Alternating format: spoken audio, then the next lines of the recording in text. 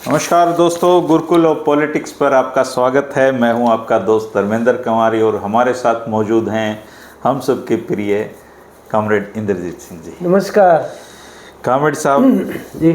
कहानियां कई बार है ना इत्तेफाक से शुरू होती हैं।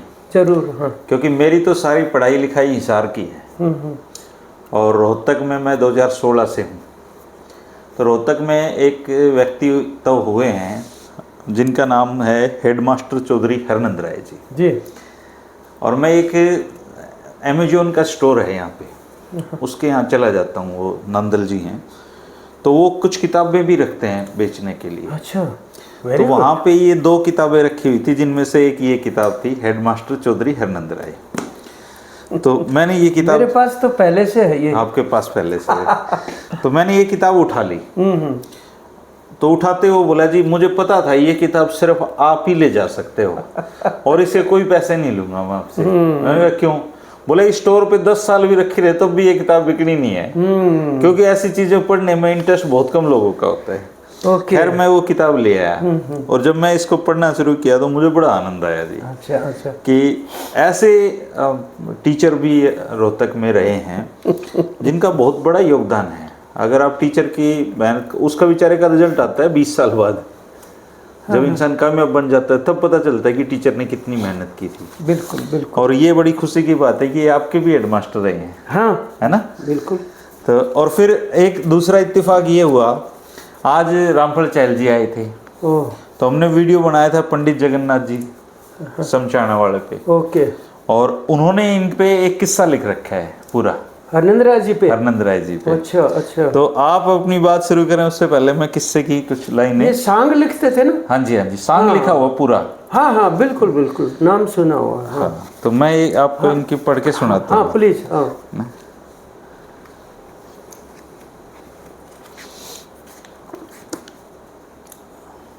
इतना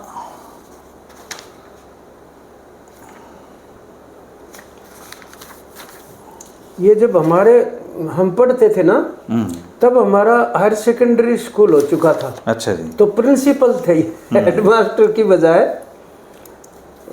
और उनको हरनंद राय तो कहते थे लोग, लेकिन विद्यार्थी सारे ताऊ कहते थे। ताऊ के नाम से लोकप्रिय थे। और ताऊ शब्द इनके साथ ना बहुत सम्मान के साथ जुड़ा हुआ था जी। पंडित जगन्नाथ जी ने लिखा है कि इतना ऊंचा पद पाने की ना थी दिल में आस। ओके। दिन रात परिश्रम करया करें थे कर्म में विश्वास।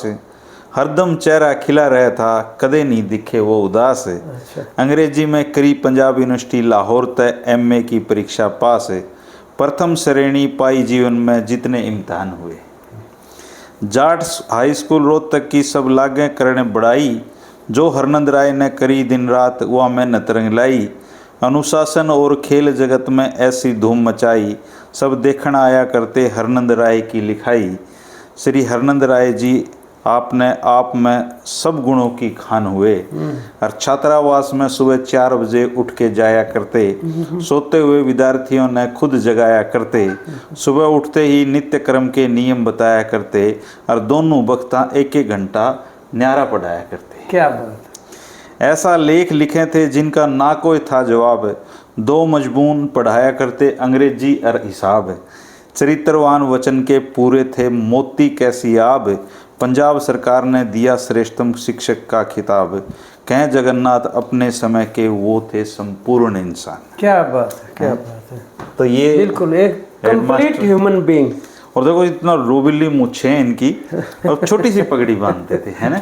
मेरे तो छाप है ना दिमाग में। हाँ। वो बिना फोटो देखे ही वो बहुत गहरी छाप है। स्कूल जीवन जो होता है ना, वो बहुत गहरी छाप छोड़ता है बच्चे के दिमाग के ऊपर, और वो सारी उम्र वो उसकी छाप रहती है जी। तो बात ये है कि कुछ लोग शिक्षा में ऐसी शख्सियत होते हैं कि वो खुद संस्था बन जाते हैं अपने आप में। हाँ जी।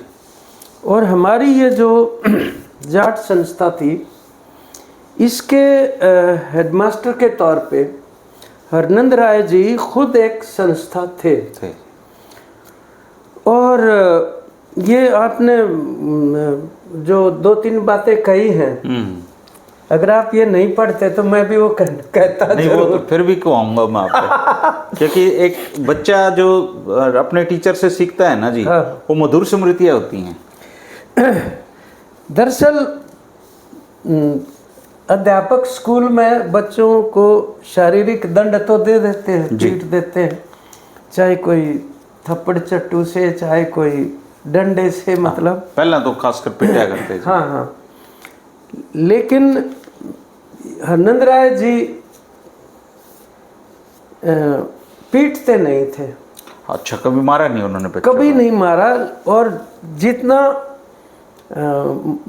पीटने वाले मास्टरों से डर था, उनसे ज़्यादा डर था इनका।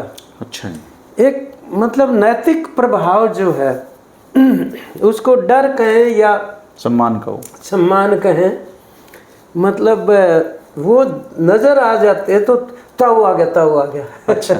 ये चर्चा दूर से ही हो जाती थी। और स्कूल में जैसे एक पीढ़ी अगली पीढ़ी को कई चीज़ें बता के चली जाती है, फिर वो उससे अगली पीढ़ी को, पता नहीं वो 40-40 साल पहले की बातें पीढ़ी दर पीढ़ी आगे क्लास के बाद यूं मतलब ट्रांसफर होती रहती हैं, प्रचलन में रहती। तो कहते हैं कि एक बार इनसे किसी विद्यार्थी को थप्पड़ लग गया। अच्छा जी।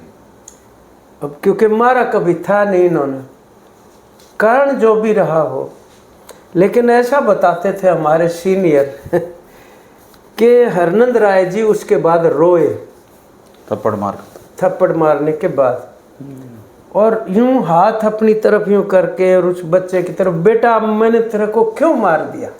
संकल्प टूट गया जीवन का। रो पड़े, आंखों में आंसू आ गए। वो शायद पहला और अंतिम ही दंड उनका शारीरिक रूप से रहा होगा, मतलब ऐसा उनके बारे में ये चर्चित था। तो आपने जो फोटो दिखाई है ये, मतलब सफ़ेद पगड़ी और सफ़ेद बुशर्ट, बहुत खुली खुली बाजुओं वाली और ढीली, कद इनका ऊंचा नहीं था, मध्यम दर्जे का कद था, और बुशर्ट के नीचे फिर खाकी जैसी पैंट बहुत खुली हुई वो भी, और नीचे जूता, ये और ये मूछें तो उनकी हैं। बहुत बुलंद आवाज़ उनकी थी, क्योंकि उस टाइम पे माइक वगैरह नहीं होते थे, तो हजारों विद्यार्थियों को प्रेयर के टाइम संबोधित करना होता था। तो कभी ये नहीं महसूस हुआ अंतिम पंक्ति में खड़े हुए बच्चे को भी कि सुनाई ना दी हो उनकी बात, मतलब हरनंद राय जी की। तो खैर, मैं ये कह रहा हूँ कि उस दौर में जाट स्कूल और हरनंद राय जी, ये आत्मसात हो गए थे, दो नाम। और ये संस्थाएं जो बनी थी ना जी, उसका एक विशेष दौर है। तो हम जब उनके बारे में बात करते हैं तो हमें ये ज़रूर उल्लेख करना चाहिए कि ये संस्थाएं किस दौर में स्थापित हुई।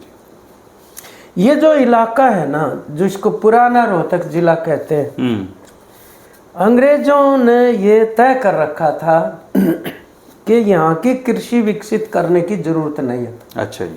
तो पानी, इरिगेशन का, सिंचाई का पानी भी वो नहीं देना चाहते थे, और वो ये समझते थे कि कृषि विकसित हो गई तो फौज के लिए रिक्रूट नहीं मिलेंगे यहाँ, ये तो खेती करने लग जाएंगे सारे। और इन यहाँ की जो हमारी मतलब किसानी के जो समुदाय हैं, उनके रंगरूट जो हैं वो बहुत ही शारीरिक रूप से मजबूत और बोल्ड माने जाते हैं जी। तो उनको मालूम था कि ये रंगरूट बंद हो जाएंगे। आप देखेंगे ना दूसरे जिलों में भी जहाँ कम फौजी हैं, वो हैं जहाँ कृषि बहुत ज़्यादा विकसित है। दूसरा, अंग्रेज ये भी चाहते थे कि इस इलाके में पहाड़ी होने जरूरी है, तो शिक्षा की भी ज़रूरत नहीं है। पाड़ी होंगे तो वो खुले जंगलों में भैंसों को चराएंगे और डेयरी प्रोडक्ट और दूध जो है पर्याप्त मात्रा में दिल्ली को मिलता रहेगा। ये एक बहुत बड़ा इंटरेस्ट जो आप अगर इस इलाके की इतिहास पढ़ेंगे तो ये बहुत महत्वपूर्ण फीचर के रूप में रेखांकित है ऑलरेडी कि ऐसा हुआ। तो वो जो फौज में भर्ती होते थे वो ज़्यादातर अनपढ़ होते थे। मतलब मेरे फादर खुद फौज में भर्ती हुए थे, वो कभी स्कूल नहीं गए, लेकिन जब फौज से रिटायर होके आए पेंशन, उस टाइम पर वो हिंदी और अंग्रेजी दोनों भाषाएं बहुत अच्छी सी पढ़ और लिख सकते थे। फौज ने सिखा दिया जी। फौज में वो इतनी सिखाते थे और सिविल लाइफ में भी अंग्रेज इतनी ही शिक्षा देनी जरूरी समझते थे जितनी उनको जरूरत है।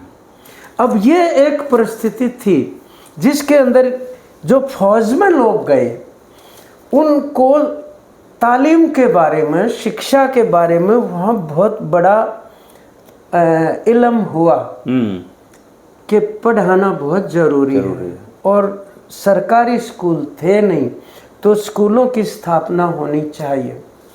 उस टाइम पर ये वेस्ट स्कूल भी बना जी, जाट स्कूल बना। वेस्ट स्कूल में रहे हैं ये आनंद राय जी हमारे स्कूल में आने से पहले वेस्ट स्कूल के हेडमास्टर रहे। अब ये अलग बात है कि इनके जो आप देखेंगे ना वो जाति समुदायों के नाम से संस्थाओं के नाम है। हाँ जी है। मतलब वैश्य जो है वो महाजन कम्युनिटी का बनाया हुआ है, जाट स्कूल जो है वो जाट कम्युनिटी का बनाया हुआ, या मान लो सैनी कॉलेज है या गौड़ ब्राह्मण कॉलेज जांगड़ा है या गौड़ ब्राह्मण कॉलेज है, ये है। लेकिन इसका मतलब ये नहीं है कि उन्हीं जातियों को बच्चे तो सारे ही पढ़ा करते जी, सारे पढ़ते भी थे और सारा इलाका चंदा देता था। और ये केवल पढ़ाते ही नहीं थे बल्कि गांव-गांव जाके छुट्टियों में चंदा इकट्ठा करते थे। और वही फौजी जो रिटायर हुए थे या मौजूदा उस टाइम पर भी फौज में थे वो बहुत उदार तरीके से चंदा दिया करते, उनसे ये संस्थाएं चलती थी। और उनका कितना बड़ा योगदान रहा होगा आप अंदाज़ा लगाइए कि वो जिस भावना से शुरू हुई थी संस्थाएं उसी प्रकार के अध्यापक भी वहाँ पर लगाए गए थे। और ये अब क्या बताएं आपको, जो आपने इसमें पढ़ के सुनाई वो लाइन है, वो बच्चे जब 10 बजे के बाद सो जाते थे तब हॉस्टल से अपने घर जाते थे। अच्छा जी। और 4 बजे जगाने का तरीका ये था कि वो हाथ में जो डंडा रखते थे उसका एक ही उपयोग था, सिर्फ खिड़कियों के ऊपर जो जंगले के वो सरिया वो एक आवाज पैदा करते थे, उनके ऊपर ट्र की आवाज करते थे, उठो बेटा उठो। वो उस डंडे का एक तो ये उपयोग था और बच्चों को जगाते थे। यही नहीं, गांव के स्कूलों में हमारे भी समय तक मुझे याद है कि जब परीक्षाएं आती थी पेपरों के दिनों में अध्यापक ये कहते थे भाई अपने गूदड़े यहाँ उठा लाओ। अच्छा।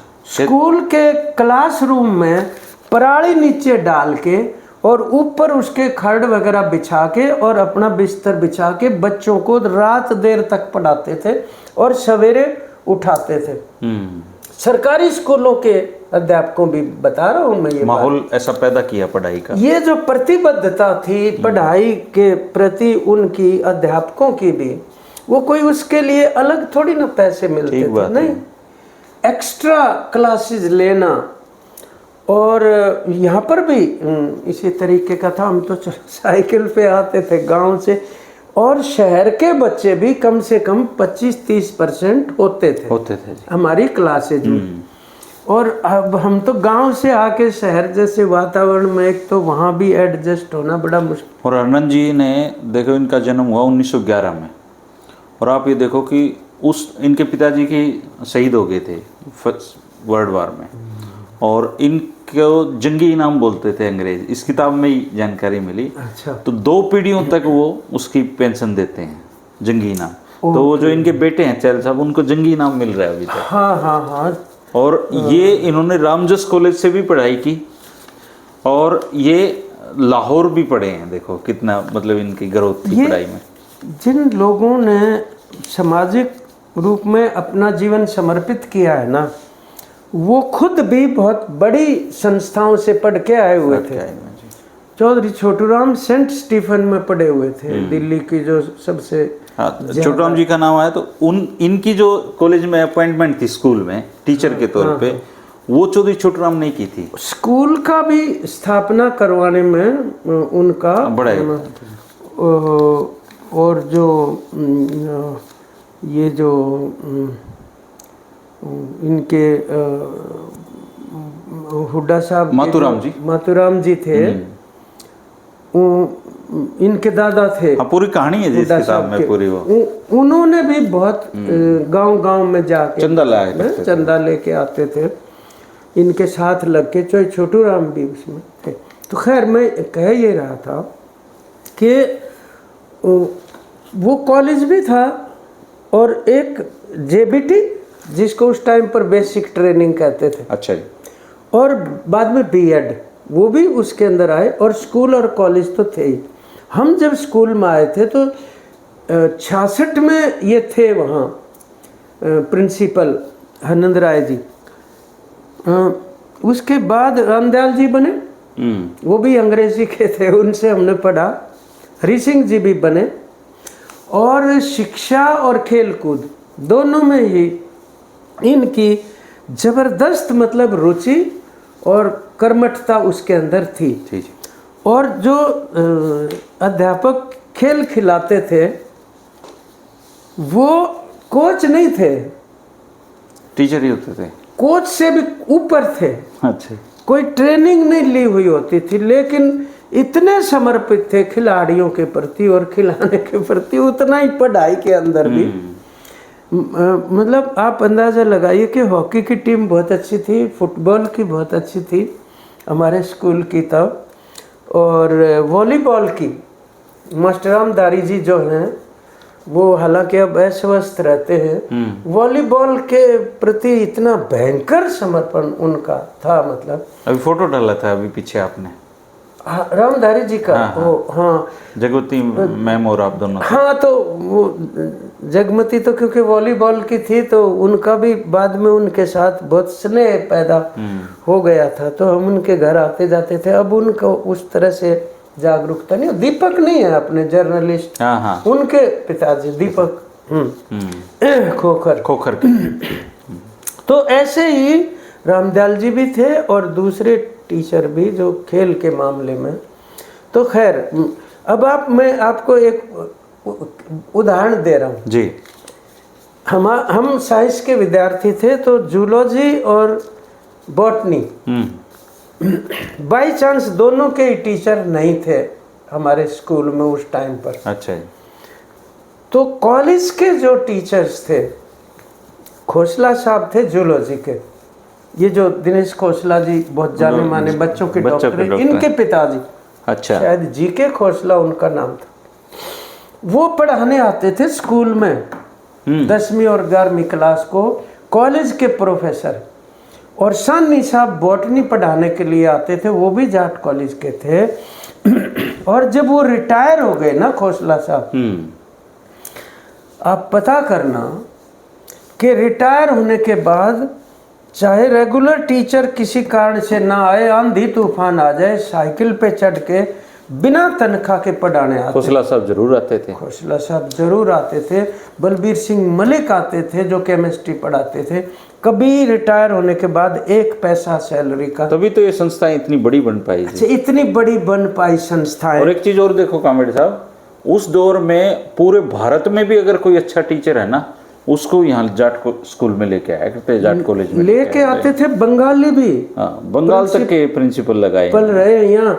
और पंजाब के तो थे ही, मतलब कई बड़े मशहूर प्रिंसिपल यहाँ। ओपी मोहन साहब रहे, बहुत जाने माने प्रिंसिपल रहे। गिल साहब रहे यहाँ, SS गिल थे।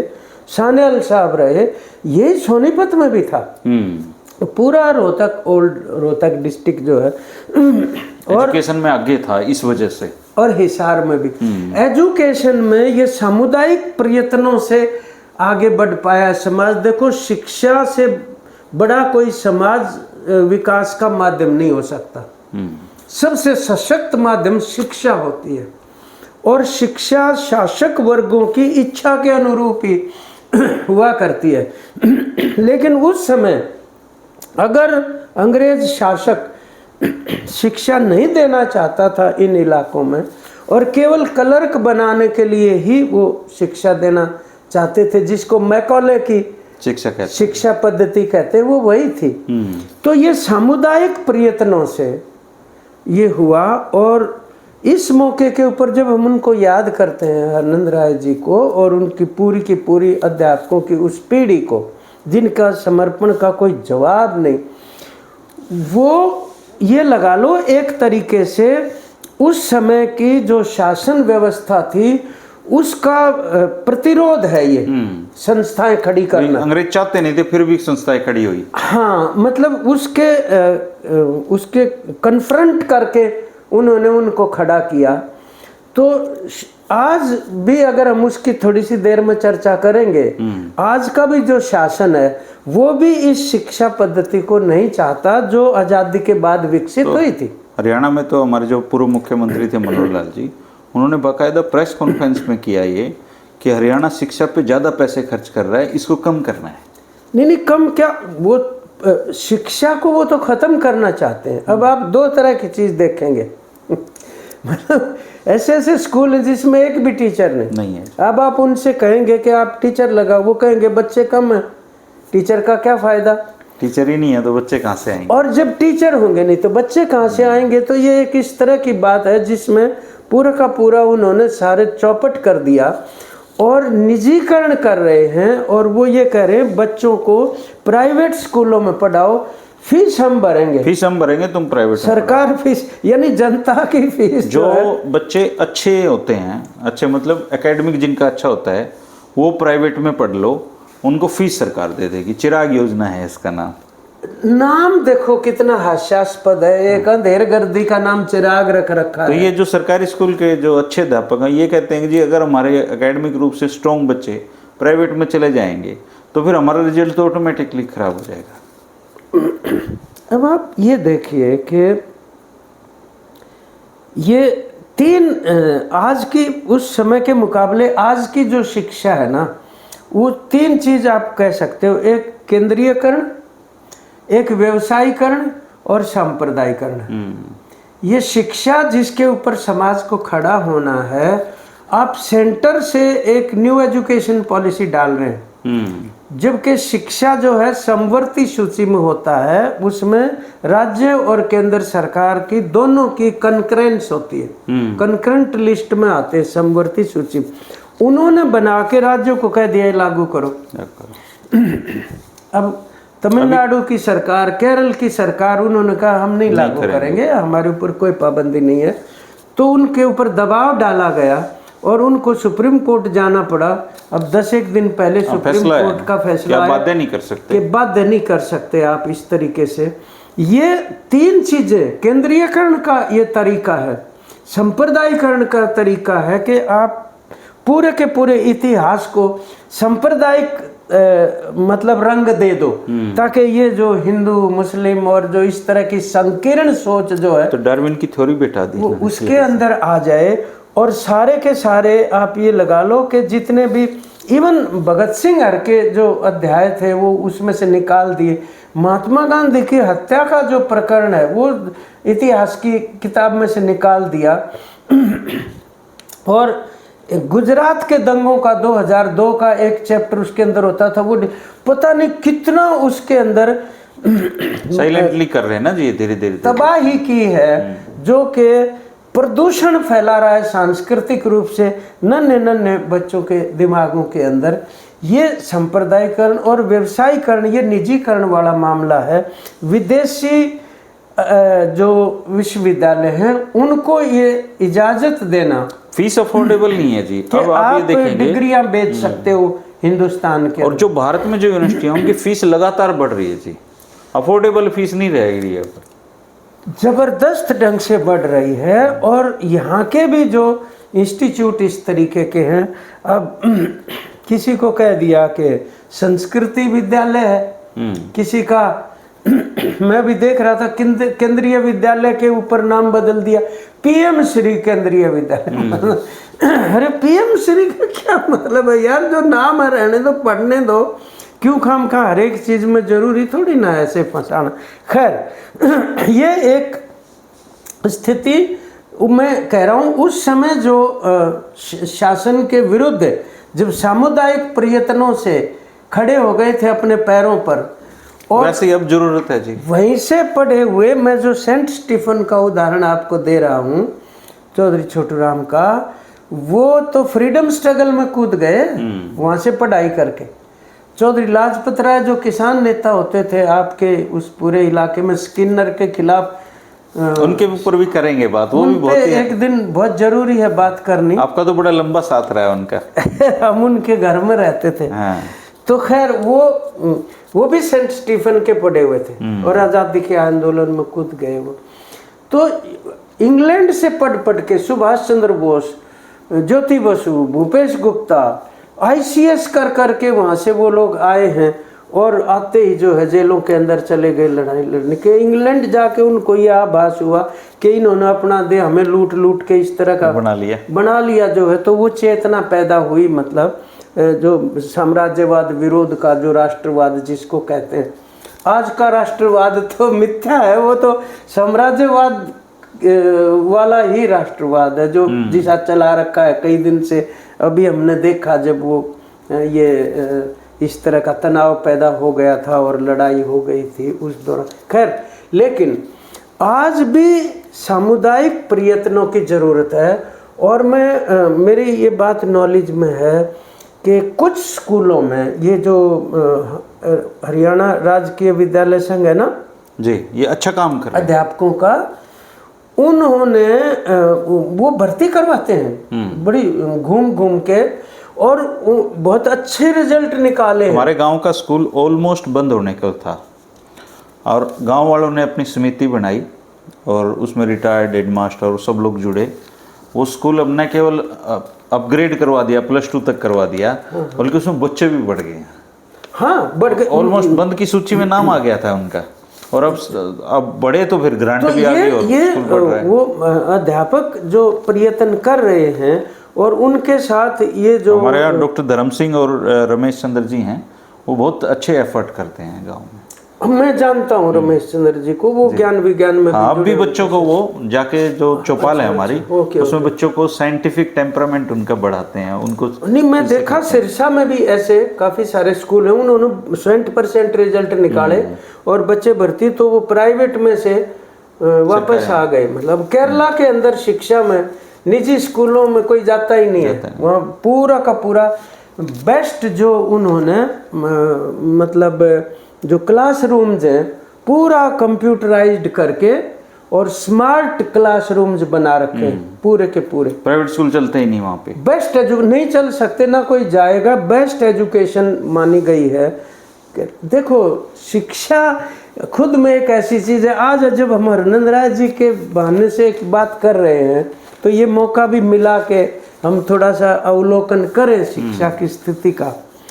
एक बहुत बड़े विश्व विख्यात दार्शनिक हुए कन्फ्यूशियस। कब? मतलब ईसा से 500 वर्ष पहले हुए वो कन्फ्यूशियस। वो ये कहते थे, उनकी एक कोट है कि यदि तुम्हारी योजना 1 साल की है तो फसल उगाओ, यदि तुम्हारी योजना 10 साल की है तो पेड़ उगाओ, और यदि तुम्हारी योजना 100 साल की है तो बच्चों के लिए शिक्षा की व्यवस्था करो। जिसका 100 साल तक भी आज सोचो कि क्या बनना है 100 साल के बाद। ये होता है शिक्षा का महत्व। और ये ऐसे नहीं होता है कि भाई अब तो क्या है मैंने कहा भाई बच्चों से पूछता हूँ, जो जवान लड़के लड़कियाँ आते हैं, बेटा कहाँ पढ़ते हो? बोले जी इधर। तो मैंने कहा यहाँ तो कोई कॉलेज स्कूल नहीं। बोला लाइब्रेरी में जाते हैं। उनका लाइब्रेरी इधर? कौन सी लाइब्रेरी? बहुत सारी हैं जी। आजकल लाइब्रेरी ऐसी है जहाँ कागज नाम की चीज नहीं, डिजिटल हो गया जी सर। तो मैं क्या वहाँ क्या करने? बोले वाईफाई है जी, एसी लगा हुआ है, चुपचाप बैठ के पढ़। चलो कई जगह अब हमारे भी साथियों ने वहाँ शहीद नौकरी की भगत तैयारी सिंह करते हैं ना लाइब्रेरी जी अब। उधर नरवाना में वो बनाई, नौकरी की तैयारी करते हैं बच्चे। नौकरी की तैयारी करते हैं। और कई दिक्कत सबसे बड़ी ये है कि अभी हरियाणा में अगर आप इन पूरी लाइब्रेरियों में जाएं तो करीबन 10 से 15 लाख बच्चे नियमित तैयारी कर रहे हैं नौकरी की। हाँ, बिल्कुल बिल्कुल। और नौकरी की सिचुएशन ये है जी कि 5 साल में नौकरियां निकलती हैं सरकारी टोटली 25,000। तो वो जो मांग और आपूर्ति का अंतर है ना, वो बच्चों में अब इसमें गया मैं, एमडीयू की लाइब्रेरी बहुत शानदार है। एक साथ 3,000 बच्चे तैयारी कर सकते हैं, बहुत ही बढ़िया लाइब्रेरी है और सारी फुल है वो। तो वहाँ जो चैलेंज है वो ये है कि बच्चे तैयारी तो कर रहे हैं जी, 3 साल हो गए, लेकिन नौकरी तो नहीं निकल रही। अब नौकरी नहीं निकलेगी, वो कब तक तैयारी करेगा? आप ये देखिए कि जो अध्यापक की नियुक्ति है वो कच्ची नियुक्ति का तो कोई मतलब नहीं ना जी ना कोई। तो ये जो हरियाणा जो भर्ती कर रखे जी कौशल निगम से, कौशल निगम में जो HKRN से भर्ती कर रखे हैं खूब। अभी कई हजार हटा दिए थे और 400-500 अभी भी ड्यूटी पे नहीं लिए हैं, उनमें से जो हटाए गए थे। अब जो स्थायी काम है, जो जिसको असर 100 साल तक रहना है, उसको ये कॉन्ट्रैक्ट पे लगा रहे हैं। उसके ऊपर कॉन्ट्रैक्ट का, ठेके का, कच्चे का मतलब क्या है? ये मैंने कहीं पढ़ा था कॉमरेड साहब कि अगर किसी राष्ट्र को बर्बाद करना हो ना तो कुछ मत करो, वहाँ की शिक्षा को बर्बाद करो। यस यस, बिल्कुल बिल्कुल। कहा किसने पता नहीं मुझे, पर ये लाइन मुझे लगता है बिल्कुल सही है। जहाँ की शिक्षा व्यवस्था खराब होगी वो राष्ट्र भी खराब हो जाएगा। और देखिए जिन प्रदेशों में अच्छी शिक्षा व्यवस्था है वो प्रदेश भी तरक्की कर रहे हैं, और जहाँ शिक्षा व्यवस्था खराब है वो प्रदेश डुलमुल चल रहे हैं। ये जो प्राइवेट इंस्टीट्यूट खुले हैं अभी, जो तैयारियां, ये कोटा क्या है? कोटा पहले तो हम फैक्ट्री के नाम से जानते थे, हाँ जी, अब वो शिक्षा की फैक्ट्री है। हाँ, हालांकि अब बदल गया वो, वहाँ बच्चे कम हो रहे हैं। बच्चे भी देखो ना, क्योंकि हजारों बच्चे करते हैं, पेरेंट्स दबाव डाल डाल के इस तरह ये व्यवसायीकरण इसको कहते हैं। तो सेंट्रलाइजेशन, कमर्शलाइजेशन और कम्युनलाइजेशन, ये 3 चैलेंज बहुत बड़े हैं जिसके खिलाफ न केवल विद्यार्थियों को और न केवल अध्यापकों को खड़ा होना पड़ेगा, पूरे समाज को खड़ा होना पड़ेगा। तब भी समाज ही खड़ा हुआ था। तो ये अब तो जी चौधरी हरनंद राय जी जैसे मतलब हजारों लोग चाहिए सिस्टम ठीक करने के लिए, है ना। और पहले बहुतायत जो टीचर थे वो चौधरी हरनंद राय जी जैसे ही होते थे, बिल्कुल उन्हीं जैसे होते थे। अभी देखिए कि कोई आदमी रात तक जब बच्चे सोते हैं तब तक वो ड्यूटी करते थे और सबसे पहले जगाते थे 4 बजे। बिल्कुल बिल्कुल। और मैं तो उनकी बायोग्राफी पढ़ रहा था सर, बहुत ही गरीब परिवार था उनका। उनके पिताजी की शहादत हो गई थी, चाचा उनको ले आए थे, ये जो और वो नीमड़ी में पैदा हुए थे, भिवानी में। हाँ, नीमड़ी, ये वो गांव मेरे ख्याल नीमड़ी वाले कहते हैं, वही होगा। नीमड़ी जी, केवल नीमड़ी अलग है। अच्छा अच्छा, नहीं मैं ये लेकिन उनका पूरा जीवन रोहतक में ही गुजरा। उनका ज्यादा समय जीवन कालखंड उनका रोहतक में ही गुजरा है। रोहतक में ही गुजरा है। वो घर भी मैंने देख रखा है जहाँ ये रहते थे। और इनके जो बेटे चहल साहब, वो वाइस चांसलर रहे 2 यूनिवर्सिटीज के अंदर। तो एक बार वहाँ पे इन्होंने ये जो एलुमनी एसोसिएशन नहीं होती है, जो वहाँ के पढ़े हुओं को वो बुलाते हैं, तो जाट स्कूल की एलुमनी की वो मीट थी। वो जनवरी महीने के पहले संडे को होती है हर बार। तो हमें भी जब रोहतक में होते हैं तो उसमें चले जाते हैं। तो एक मौके का मेरे को अभी भी याद है, मैं उसको भूल नहीं सकता। वो एलुमनी की मीट थी और उसमें कोई मेरे ख्याल में 125-150 तो पुराने विद्यार्थी वहाँ पर थे। और उस स्कूल के बच्चे भी बुला रखे थे वहाँ पे, और उनके सामने उन्होंने हमें बोलने का मौका दिया, तकरीर करवाई।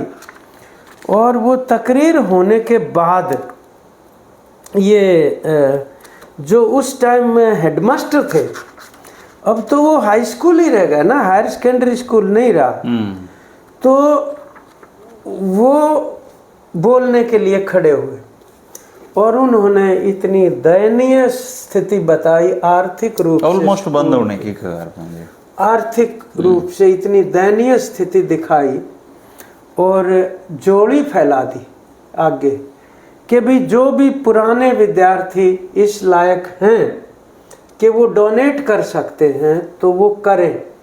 तो कुछ विदेश में हमारे विद्यार्थी गए हुए थे, उन्होंने ये तय करके वहाँ घोषणा करी कि फिजिक्स की और केमिस्ट्री की लेबोरेटरी हम स्थापित करेंगे अपने पैसे से। एक आध ग्रुप ने और कमरा बनाने की और इस तरीके से की। लेकिन सवाल ये है कि इस तरीके से जो ऑक्सीजन के ऊपर जब वेंटिलेटर है ये तो कैसे काम चलेगा। तो मेरे को बड़ा खराब लगा ये। तो मैं खड़ा होके ये कहा, जी यहाँ की जो हमने पढ़ाई ली है वो ऋण हम कभी नहीं चुका सकते, लेकिन ये जो आर्थिक रूप से सहयोग करने वाली बात है उस दशा में तो हम कभी आए नहीं, क्योंकि हमने कभी नौकरी नहीं करी। लेकिन मैं एक जरूर वायदा करता हूँ कि शिक्षा और संस्था को बचाने के लिए, संघर्ष करने के लिए अगर नौजवानों को आगे आने की जरूरत है तो आप हमारी किसान सभा में भर्ती हो जाएं।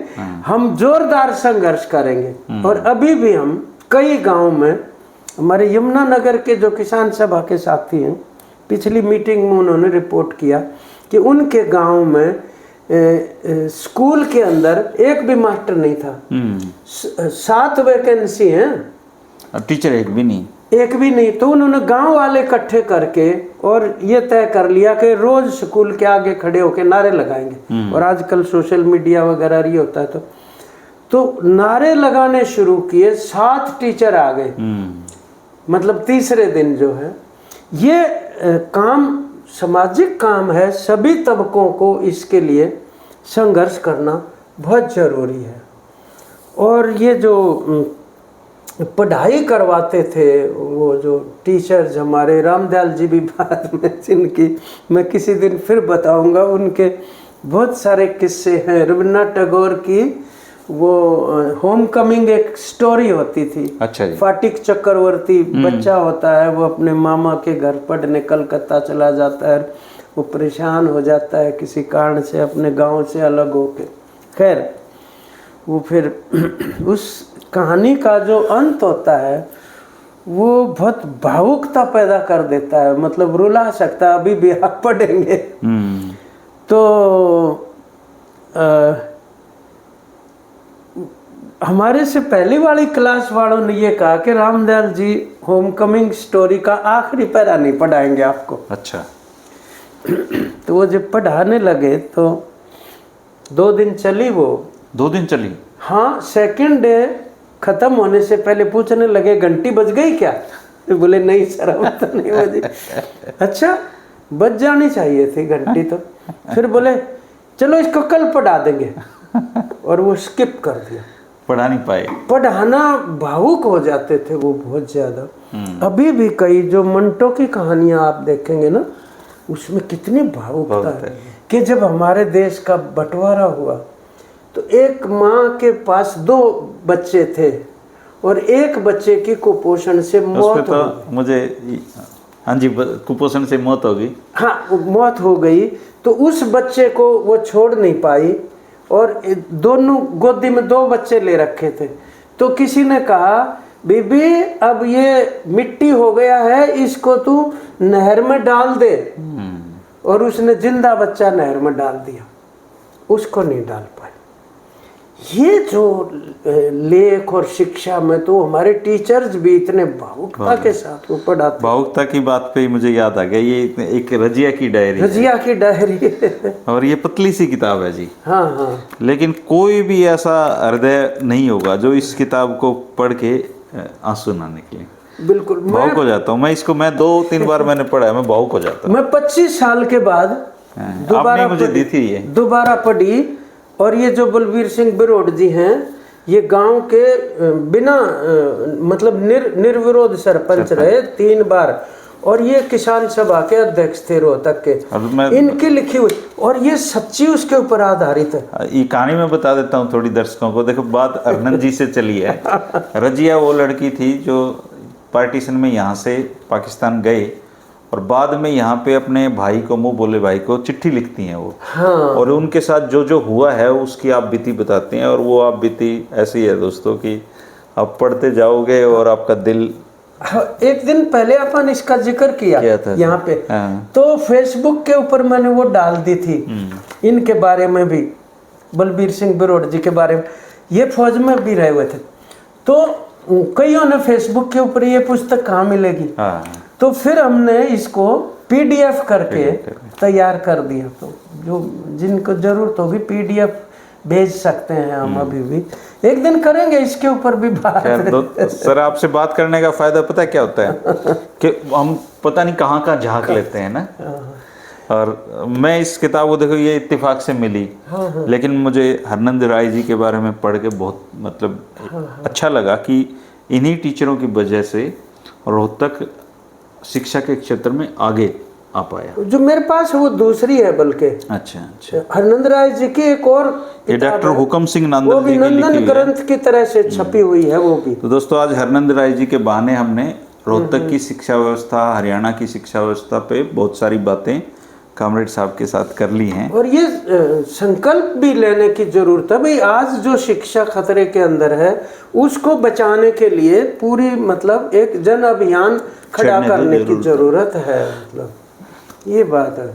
तो हम उनको याद करते हैं, नमन करते हैं, कभी भूल नहीं सकते। चलो, आपके हेडमास्टर याद दिला दिए। नहीं, आपको बहुत बहुत धन्यवाद कि इसके ऊपर आपने ये दोस्तों, हरनंद राय जी से अगर आप, हमारे दर्शकों में से किसी दर्शक ने इनके साथ इनसे पढ़ाई की हो या इनको देखा हो या इनसे जुड़े अनुभव हो, तो ज़रूर आप कमेंट करके बताना अपने कि अगर आप इनके शिष्य रहे हैं तो अपने हेडमास्टर साहब को, जिनको ताऊ कहते थे, उनको एक सादर नमन जरूर आप लिखना। शुक्रिया, नमस्कार।